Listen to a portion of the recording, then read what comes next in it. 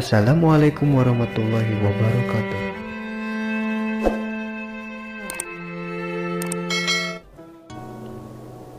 Tidak lama setelah Sunan Giri berhasil mendirikan pondok pesantren, hanya dalam waktu 3 tahun, nama Sunan Giri sudah termasyhur ke penjuru tanah Jawa.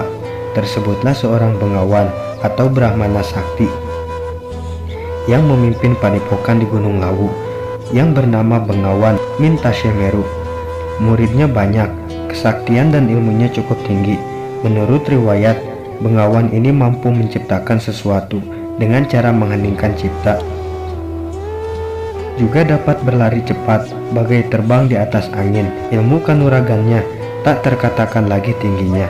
Pada suatu hari sang Bengawan mendengar nama Sunan Giri disebut-sebut penduduk lereng Lewu sebagai guru besar yang baru mendirikan padepokan. Muridnya tersebar ke seluruh tanah Jawa dan Nusantara. Karena sehabis belajar di padepokan, murid-murid itu kembali ke tempat masing-masing untuk mengamalkan ilmunya. Bengawan Mintasyemeru merasa tersaingi, maka berangkatlah dia ke padepokan Sunan Giri. Pada saat dia sampai di Gresik, Sunan Giri sedang melaksanakan sholat jemaah.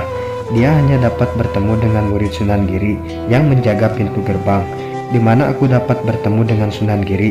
tanya Bengawan itu. "Tuan ini siapa?" tanya penjaga pintu gerbang. "Katakan saja, di mana aku dapat bertemu dengan junjunganmu?" "Kanjeng Sunan sedang melaksanakan sholat," sahut penjaga pintu. "Sudah, katakan saja kepadanya, ada tamu penting dari jauh, ingin bertemu," tukas Bengawan itu. Penjaga pintu gerbang segera menemui Sunan Giri di masjid. Sunan Giri sudah selesai sholat dan hampir mengakhiri doa. "Ada apa muridku?" tanya Sunan Giri. "Ada seorang Brahmana datang dari jauh, ingin bertemu dengan Kanjeng Sunan," jawab murid itu. "Suruh dia masuk ke dalam." Murid yang menjaga pintu gerbang kembali menemui Bengawan Mintasyemeru dan mengajaknya masuk dalam lingkungan pesantren. Sunan Giri menyongsong kedatangan tamu itu dengan ramah tamah. Sedikit pun tak ada rasa curiga bahwa tamunya itu justru hendak menantangnya adu kesaktian. "Kisanak ini berasal dari mana?" tanya Sunan Giri. "Nama saya Bengawan Mintasyemeru, datang dari Gunung Lawu. Saya mendengar berita bahwa Tuan selaku guru besar padepokan ini adalah seorang Linuwih, seorang sakti berilmu tinggi. Terus terang saja, saya ingin mencoba kesaktian Tuan." "Mencoba kesaktian saya?" tanya Sunan Giri. "Ya, bila saya kalah, saya akan pasrahkan jiwa raga saya kepada Tuan. Tapi bila Tuan kalah, maka saya akan putuskan leher Tuan, supaya di tanah Jawa ini hanya ada satu orang yang dianggap sakti.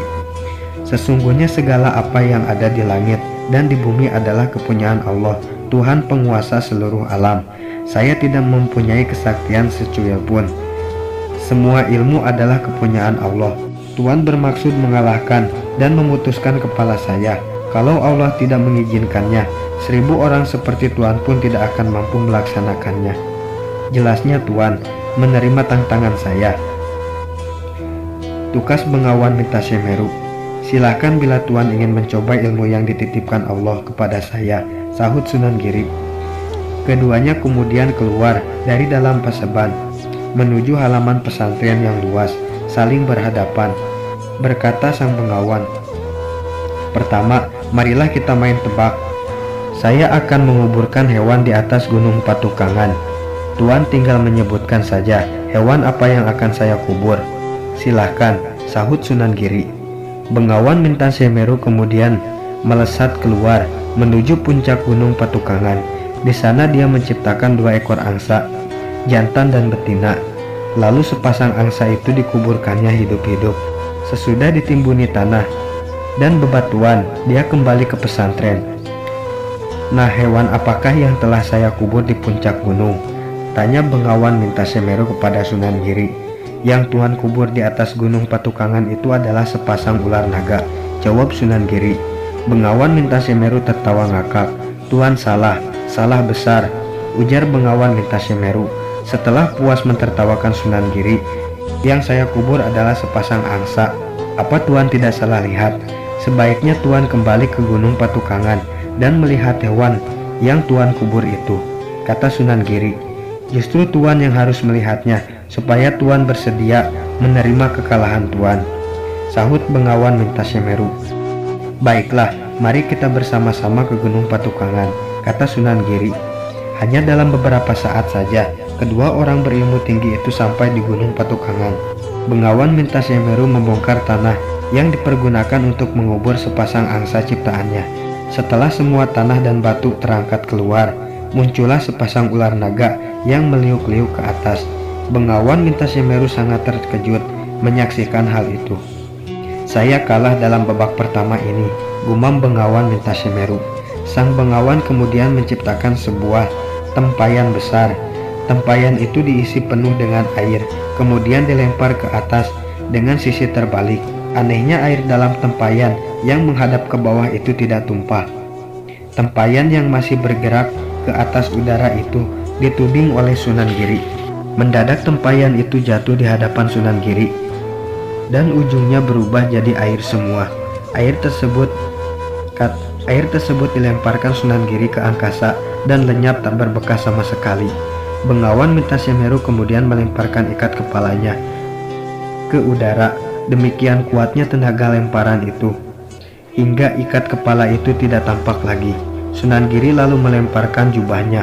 Jubah itu ternyata dapat menyusul dan bahkan bisa menumpangi ikat kepala sang Bengawan. Sunan Giri kemudian melambaikan tangannya. Kedua benda itu segera melayang turun di hadapan Sunan Giri dan Bengawan Mintasemeru. Ikat kepala berada di bawah, sementara jubah Sunan Giri berada di atas. Ini membuktikan sebenarnya Sunan Giri lebih unggul. Bengawan Mintasemeru masih tak mau kalah. Dia menciptakan berpuluh-puluh telur. Telur tersebut disusun dari bawah ke atas. Anehnya telur itu tidak terjatuh maupun terguling, seperti ada perekatnya saja. Sunan Giri tak mau kalah. Beliau mengambil telur itu dari bawah, sehingga telur yang berada di bawah tidak terpijak pada tanah lagi. Anehnya telur yang berada di atasnya tidak melorot turun. Demikian seterusnya. Sunan Giri mengambil telur-telur dari bawah satu persatu. Akhirnya Bengawan Mintasemeru tak dapat membendung kemarahannya. Dia selalu dikalahkan oleh Sunan Giri. Kali ini dia mengajak duel Sunan Giri dengan menggunakan ilmu silat dan aji kesaktian. Lagi-lagi Bengawan Mintasemeru kecele. Sewaktu dia mengarahkan ilmu silatnya, ternyata Sunan Giri meladeninya dengan ilmu silat yang serupa. Namun gerakan-gerakan Sunan Giri jauh lebih matang dan lebih sempurna. Bengawan Mintasemeru merasa seperti bertempur dengan gurunya sendiri. Juga sewaktu mengarahkan ajian kesaktian, ternyata pukulannya yang menggunakan aji kesaktian membalik ke arah dirinya sendiri. Akhirnya dia roboh tak berdaya oleh ilmunya sendiri. Sesuai dengan janjinya, maka dia berlutut di hadapan Sunan Giri. Hari ini saya kalah. Sesuai dengan janji saya, maka saya pasrahkan jiwa dan raga saya kepada Tuan, kata sang Bengawan. Saya hanya minta Tuan Bengawan berkenan mengenal agama Islam, kata Sunan Giri. Saya tidak memaksa Tuan untuk memeluk agama Islam, karena tidak ada paksaan dalam memeluk agama. Sesuai dengan janji saya, maka saya akan belajar kepada Tuan, sahut sang Bengawan. Demikianlah, pada akhirnya Bengawan Mintasemeru tinggal untuk beberapa bulan di pesantren Sunan Giri, belajar atau mengenal seluk-beluk agama Islam. Setelah mempelajari agama Islam, ternyata Bengawan tersebut tertarik dan dengan kesadarannya sendiri akhirnya masuk Islam. Setelah cukup menimba ilmu, Bengawan tersebut kembali ke Gunung Lawu, mengajak murid-muridnya supaya belajar dan mengenal agama Islam. Sebagian besar muridnya banyak yang masuk Islam, tapi ada juga yang bersikeras memeluk agama lama. Wallahu a'lam bishawab. Dukung terus syiar kami dengan cara subscribe, like, dan share.